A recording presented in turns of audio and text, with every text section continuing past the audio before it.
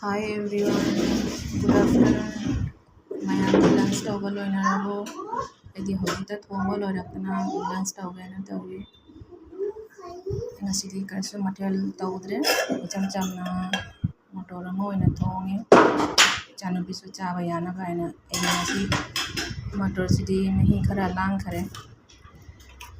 ꯑꯗꯨꯒ ꯑꯩꯒꯤꯗꯤ ꯁꯤꯗ ꯉꯥ ꯊꯥꯎ ꯑꯃ ꯉꯧꯔꯦ꯫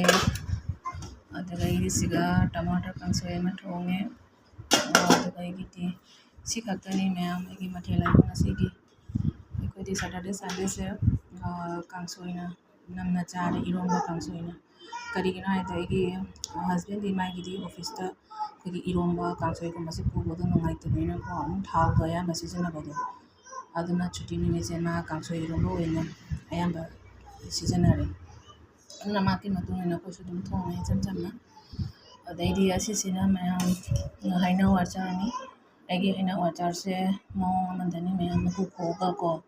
ꯍꯥꯏꯗꯤ ꯍꯥꯏꯐꯦꯠ ꯊꯥꯎꯗ ꯑꯩꯈꯣꯏꯒꯤ ꯋꯥꯆꯕꯤ ꯃꯔꯣꯏꯗꯣ ꯍꯥꯞꯄꯒ ꯉꯧꯔꯒ ꯆꯤꯅꯤ ꯑꯉꯥꯡꯕꯗ ꯀꯩꯅꯣ ꯇꯧꯔꯒ ꯆꯤꯅꯤ ꯑꯉꯥꯡꯕꯗꯣ ꯐꯨꯠꯇꯣꯛꯑꯒ ꯑꯗꯨꯒ ꯃꯣꯔꯣꯛ ꯊꯨꯝ ꯖꯤꯔꯥ ꯈꯔ ꯍꯥꯞꯄꯒ ꯀꯩꯅꯣ ꯇꯧꯕꯅꯤ ꯃꯌꯥꯝ꯫